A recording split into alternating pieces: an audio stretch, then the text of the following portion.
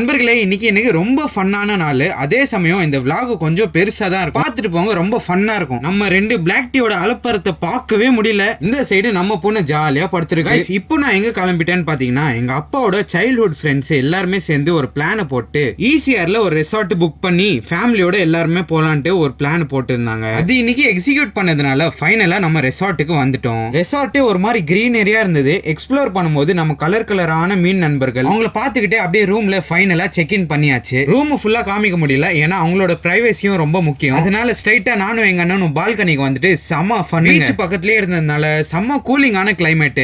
அதுவும் இல்லாம private swimming பூலும் இருந்தது. வந்த 10 நிமிஷத்துல எல்லாருமே ட்ரெஸ் கிச மாத்தி ஸ்ட்ரைட்டா ஸ்விம்மிங் பூல்ல இறங்கிட்டோம். இந்த மாதிரி பிரைவேட் ஸ்விம்மிங் பூல்ல ரொம்ப நாளா என்ஜாய் பண்ணணும்னு தோணிட்டே இருந்துச்சு. இன்னைக்கு அதோட டைம் வந்துருச்சு. தண்ணின்னு கூட பார்க்காம போன் ஸ்ட்ரைட்டா உள்ள எடுத்துட்டு வந்துட்டேன். இவங்க எல்லாரும் தான் என்னோட அண்ணனும் ஃப்ரெண்ட்ஸ். அதுக்கப்புறம் என்ன ஃபுல்லா சில்லிங் தான். ஸ்விம்மிங் செஷனை கம்ப்ளீட் பண்ணிட்டு ஈட்டிங் செஷனுக்கு வந்துட்டோம். செம்ம டயர்டு, அதுக்கேத்த மாதிரி செம்ம பசி. அல்ஹம்துலில்லாஹ் பக்காவா சாப்பிட்டு முடிச்சுட்டு கடைசியில டச் அப்புக்கு ஒரு ஐஸ்கிரீம். இண்டோர் ஆக்டிவிட்டீஸ்க்கு வந்து பார்த்தா பக்காவா 2 டம்பிள் இருந்துச்சு. இது நம்ம அட்ஜஸ்ட் கூட பண்ணிக்கலாம். அதுல கொஞ்சம் ஒர்க் அவுட் போட்டு சைடு திரும்பி பார்த்தா 8 பால் பூல் டேபிள். ஆனா விளையாடுறதுக்கு யாருமே இல்ல. அங்க பாத்துட்டு இருக்கும்போது எங்க அப்பா கால் பண்ணி ஸ்பீடா வாடா பீச்சுக்கு போலாம் அப்படின்னாரு. அதனால ஸ்பீடா ரூமுக்கு வந்துட்டு ஷூவை கழட்டி போட்டு சப்பலை மாட்டிட்டு ஸ்ட்ரைட்டா பீச்சுக்கு வந்தாச்சு.